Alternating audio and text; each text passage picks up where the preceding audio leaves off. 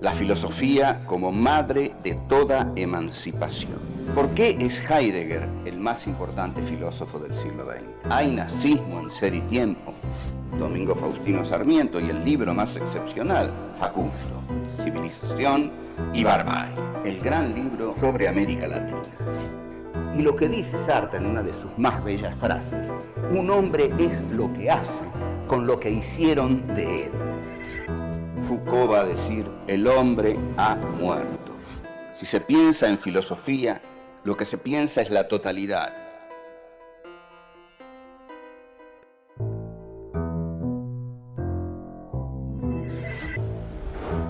Encuentro 3. Auschwitz y la filosofía. Un nuevo género de barbarie. ¿Qué significa que la razón sea divinizada? ¿El dominio de la razón? La historia, un paisaje de ruinas.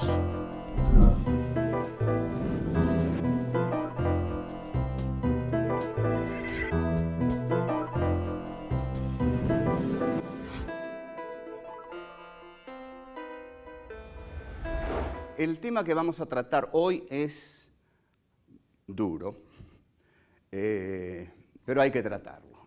Es Auschwitz y la filosofía.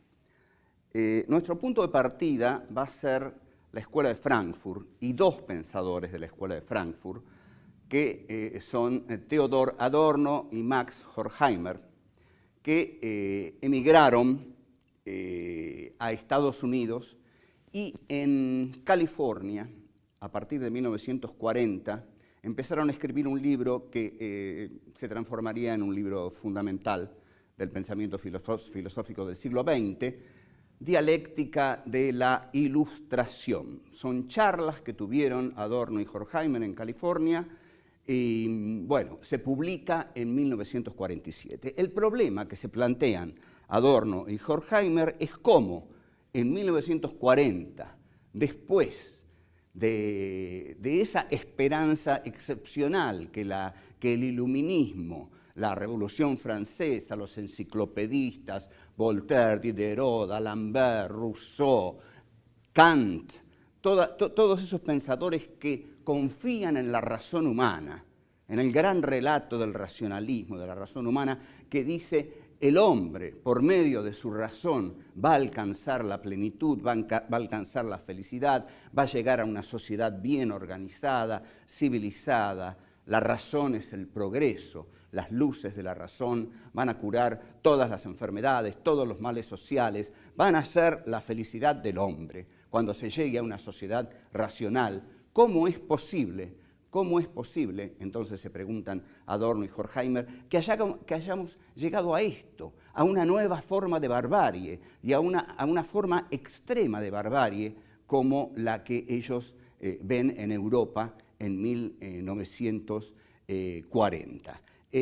Cuando Adorno y Horkheimer escriben Dialéctica del Iluminismo, ya conocen un gran texto de Walter Benjamin, que son las tesis sobre filosofía de la historia, que es un texto breve que Benjamin escribe y se lo deja a Bertolt Brecht, y Benjamin tenía que irse de Europa porque estaba siendo terriblemente perseguido por la Gestapo.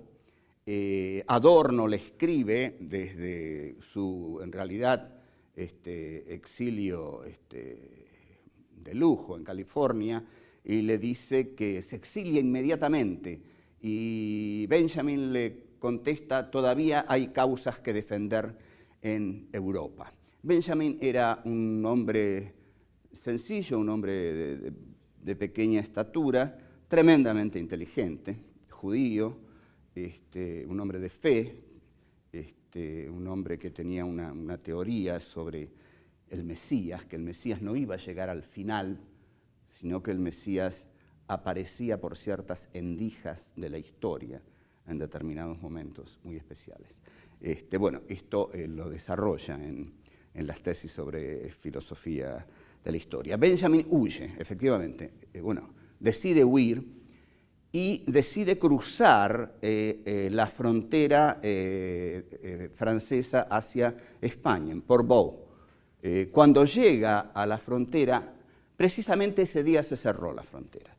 Se cerró la frontera y Benjamin se desespera, entra en pánico, en terror, porque sabe justamente cómo es la Gestapo, cómo trata a los que atrapa, y siente que esa frontera se cerró para él. Y si se cerró para él, se cerró su vida. Entonces se suicida. Se suicida mal, es decir, toma mucha morfina, pasa una noche atroz, finalmente muere y al día siguiente la frontera se abre. Esta muerte trágica de Benjamin es en realidad la muerte del pensamiento humanista, del pensamiento que defiende el derecho del hombre a vivir, a no ser torturado, a no ser avasallado, a no ser, digamos, confinado a un campo de concentración como una cosa que se termina arrastrando con una especie de tractor, como hemos visto en algunos documentales. Benjamin, entonces, influye mucho en Dialéctica del Iluminismo de Adorno y Horkheimer, quienes no lo citan, sin embargo, quienes no lo citan. Ahora, vamos un poco a Dialéctica del Iluminismo. Lo que plantea Dialéctica del Iluminismo es, bueno, el iluminismo, la razón iluminista, la diosa razón, comienza su despegue con la Revolución Francesa. ¿Qué esperábamos de la diosa razón? Esperábamos la racionalidad en la historia, una historia racional, una historia sin barbarie. Ustedes observen que el colonialismo europeo del siglo XIX se hace en nombre a valores. Por ejemplo, el Imperio Romano, cuando tomaba un territorio, lo tomaba considerando que era el Imperio Romano y que ese territorio tenía la gloria de pertenecer al Imperio Romano. Pero bueno, los ingleses, los franceses, los holandeses, los belgas, cuando se expanden, con ellos se expande la civilización, el progreso, la razón, el derecho, es decir, el imperialismo del siglo XIX identifica su expansión con la expansión del progreso, de la civilización y de la razón. Eso lleva a Auschwitz. ¿Por qué? ¿Por qué?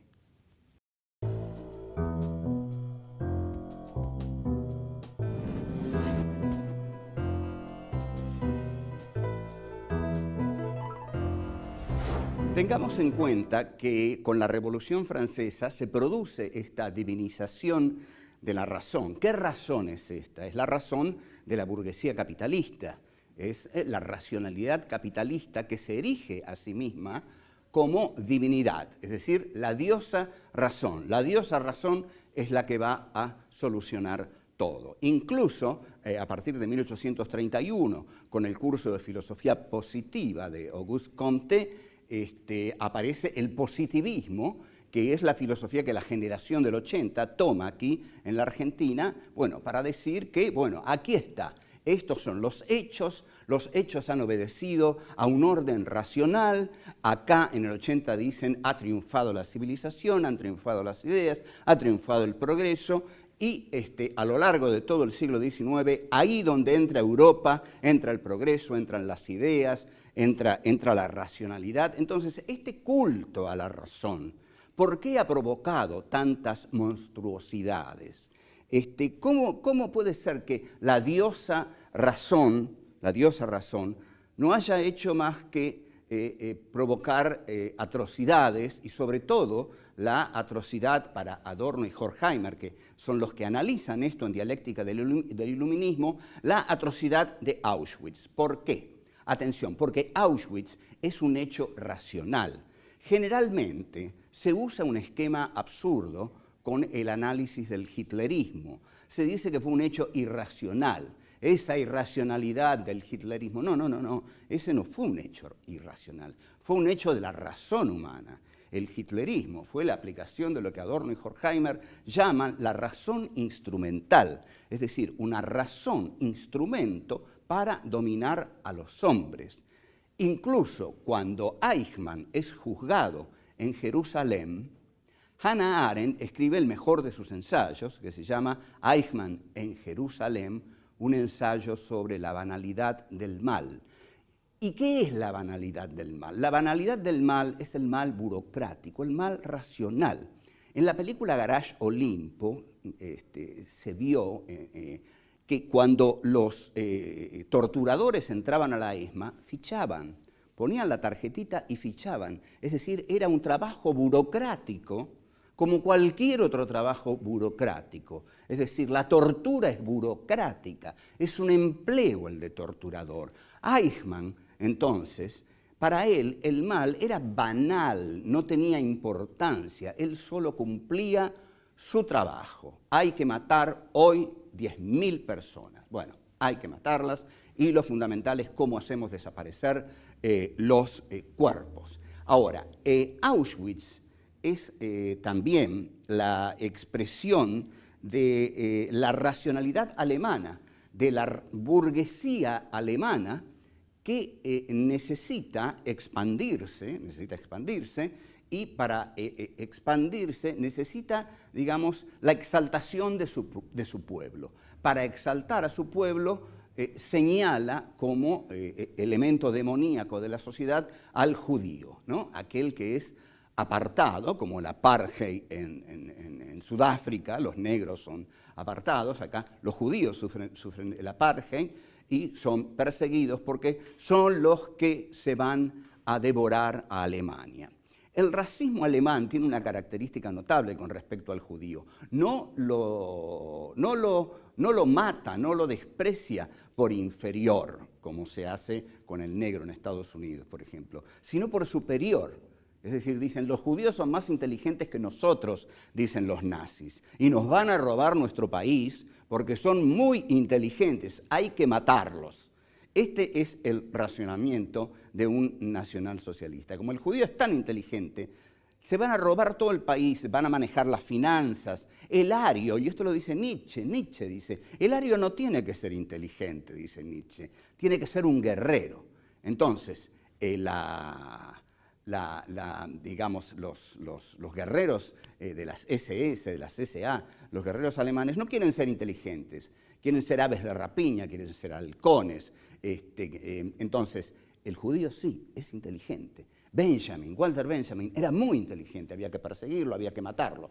Y así llevan al campo de concentración, que es un fenómeno racional, manejado racionalmente, con pautas racionales. No se mata a 6 millones de personas sin un esquema racionalmente eficaz. En la película Juicio en Nuremberg le preguntan a alguien que estuvo en Auschwitz si era posible matar a 10.000 personas por día. Y el hombre con gran serenidad dice, sí, claro que era posible. El problema era cómo deshacerse de los cadáveres. Entonces, lo que va a decir otro gran pensador sobre estas cuestiones, que es Michel Foucault, es que la razón de la burguesía capitalista necesita afirmarse negando a la locura y necesita afirmar la sociedad que construye negando a la delincuencia. Por eso construye cárceles y manicomios. O sea, todo esto no es la irracionalidad del hombre. El hombre no es malo cuando es irracional, es malo cuando es racional. Nos vemos.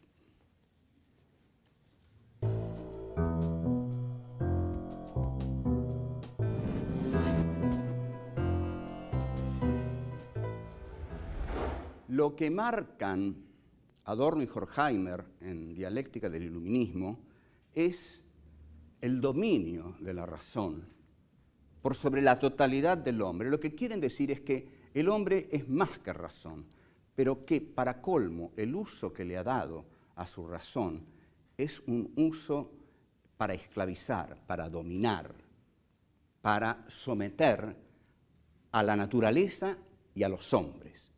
Hay un ejemplo formidable que dan en Dialéctica del Iluminismo, y es el ejemplo de Ulises en la Odisea, la continuación de la Ilíada.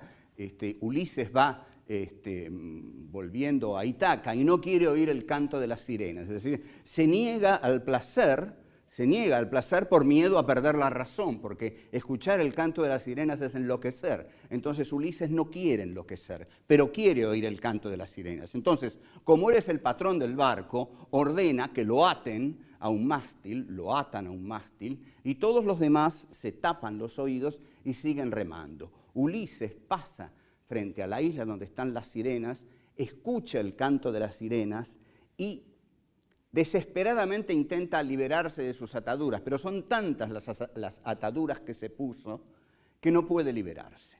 Entonces, ¿esto qué significa? Bueno, esto es Freud, esto es Nietzsche. No podemos, el hombre de la civilización ata sus pulsiones de placer.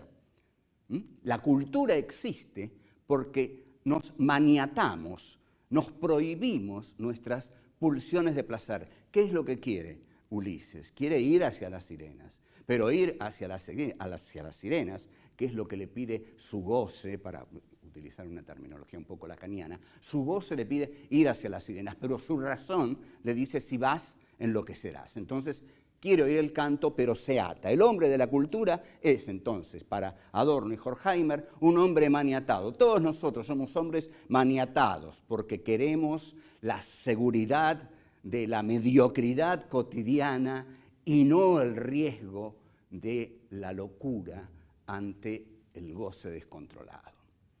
Este es un gran pasaje de Adorno y Horkheimer. Ahora, esta dominación que se ejerce por medio de la razón, sofocando las pulsiones, los deseos, los instintos más genuinos del hombre, forman una sociedad que es, para Adorno y Horkheimer, la sociedad capitalista. Nosotros acá no estamos hablando de los fracasos de las sociedades socialistas, que ya hemos oído hablar demasiado de eso, y sí, en algún momento hablaremos, pero estamos tratando a estos filósofos.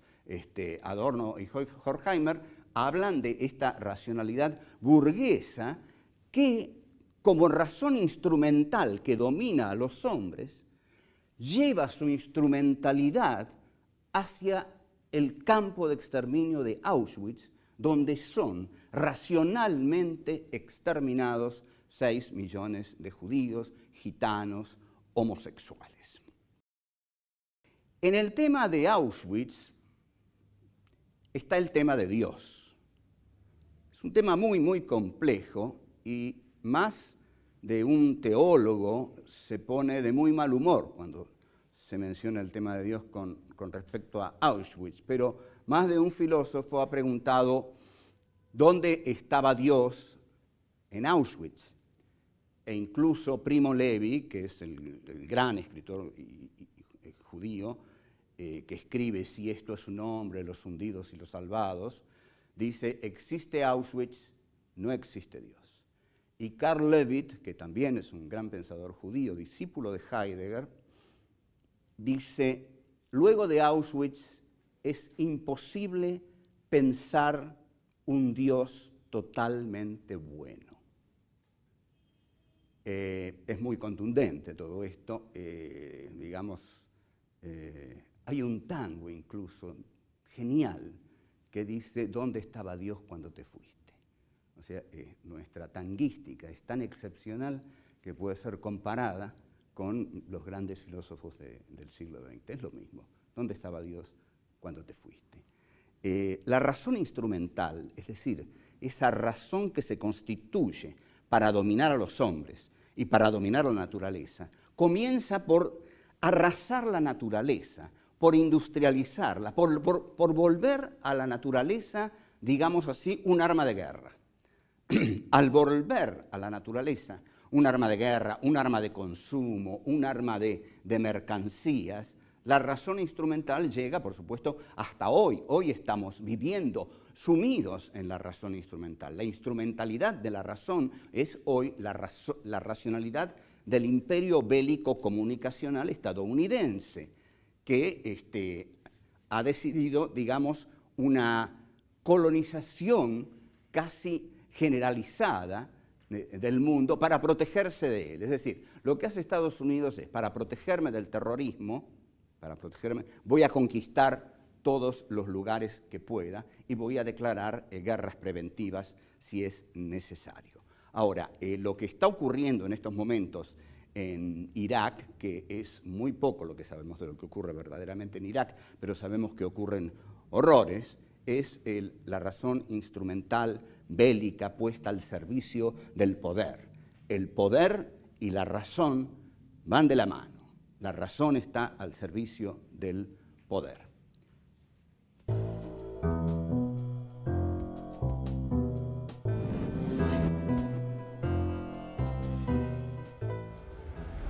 Las tesis que Walter Benjamin le deja a Bertolt Brecht son sorprendentes. El mismo Brecht dice se va a demorar muchísimo en entender estas tesis. De hecho, constituyen una formidable crítica a la dialéctica hegeliana y a la dialéctica marxista. Lo que dice Benjamin es que no hay una racionalidad en los hechos históricos.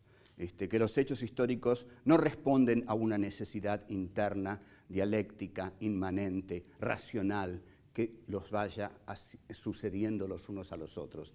Que el ángel de la historia, dice Benjamin, porque ha comprado un cuadro de Paul Klee donde se ve un ángel mirando hacia el pasado, y el ángel de la historia, dice Benjamin, mira hacia el pasado y no ve un encadenamiento lógico de categorías hegelianas, ve un paisaje de ruinas, ve un paisaje de ruinas. Entonces, no hay dialéctica, hay ruinas. Y Benjamin entonces nos entrega una concepción de la historia como catástrofe, la historia como catástrofe, no la historia como una dialéctica necesariamente encaminada hacia un final de plenitud, hacia una sociedad sin clases, donde no habrá más explotadores ni explotados y donde el hombre será libre. No, dice Benjamin, la historia no es eso. La historia es un paisaje de ruinas. La historia ha sido una catástrofe completa. Y la historia lo que expresa es la ruina, el fracaso de la razón humana. Pero hay un aspecto exquisito de Benjamin que responde a su profunda fe judía y que tiene que ver con el Mesías. Yo algo mencioné, pero lo quiero mencionar más detalladamente. Benjamin dice que hay momentos muy especiales en la historia, que el Mesías no va a venir al final, dice, pero que en la historia, en nuestras vidas, hay momentos en que sentimos la presencia, la plenitud de lo absoluto, de lo sagrado, de aquello que nos trasciende por completo, pero que sin embargo se comunica con nosotros en ese momento. ¿Cómo se comunica? Benjamin dice que el Mesías aparece por pequeñas endijas. O sea que la presencia del Mesías es constante, no es una presencia que cierra la historia, sino es una presencia que acompaña la historia y que en algún momento se nos puede presentar, en algún momento podemos tener un contacto con lo sagrado, con lo divino, con lo absoluto. Este es un pensamiento muy judío, pero Benjamin no podía sino elaborarlo, y efectivamente es un pensamiento que va contra esa idea finalista de la razón, ¿no? Es decir, que la plenitud va a estar al final, que el reino de los cielos va a estar al final, que el Mesías va a venir al final. No, dice Benjamin, como también dice otro pensador judío, Martin Buber, en un libro que se llama Yo y tú. No, hay momentos, y efectivamente muchos de ustedes, muchos de nosotros hemos comprobado la existencia de esos momentos que parecen fuera de la historia. Una mirada en la cual nos miramos con alguien y sabemos que nos vamos a odiar para siempre. Nos miramos con una mujer, por ejemplo, y sabemos que la vamos a amar para siempre. sentimos un día, en cualquier momento podemos pasar frente a una iglesia o a un templo vacío y entrar, y está vacío, y estamos solos, y nos pasa algo que no nos pasó nunca. Sentimos la plenitud de la presencia de lo absoluto, de lo sagrado, de algo que está más allá de nuestras vidas finitas, y tenemos, digamos, un momento de fe, pero no es la fe que da una certeza absoluta, es un momento, pasa enseguida, dice Benjamin, pero por esa endija hemos tomado contacto con el sentido de nuestra vida, de la historia, y con aquello que en última instancia podría redimir a la historia humana. No obstante esta esperanza de Benjamin, los que han pensado la realidad de Auschwitz, y nosotros aquí, que tenemos la experiencia terrible de la ESMA como espacio de humillación, sometimiento y vejación del ser humano, tenemos que reflexionar sobre esos espacios de tortura. Digamos, que a la tortura se le llame tarea de inteligencia, es muy claro. Ahí está la razón humana. Fíjense qué interesante, cuando Adorno, Horkheimer dicen es la razón la que comete las atrocidades, y la tortura es llamada trabajo de inteligencia porque está destinada a obtener información. En una película norteamericana muy reciente, Meryl Streep hace una jerárquica de la CIA y alguien le dice, doctora, en Irak se está torturando. Y ella le dice, no, Estados Unidos no tortura, obtiene información. Entonces, ¿cuál es nuestro imperativo categórico? Imperativo categórico en el sentido de Kant. Aquello que tenemos que cotidianamente hacer para que no se repita, bueno, que no se repita Auschwitz, que no se repita la ESMA, que no se repita Camboya, que no se repita Irak. Entonces, con respecto a Auschwitz, que ha sido nuestro tema, el imperativo categórico sería actúa de tal modo que Auschwitz no pueda repetirse. Bueno, nada más, gracias. Hasta luego.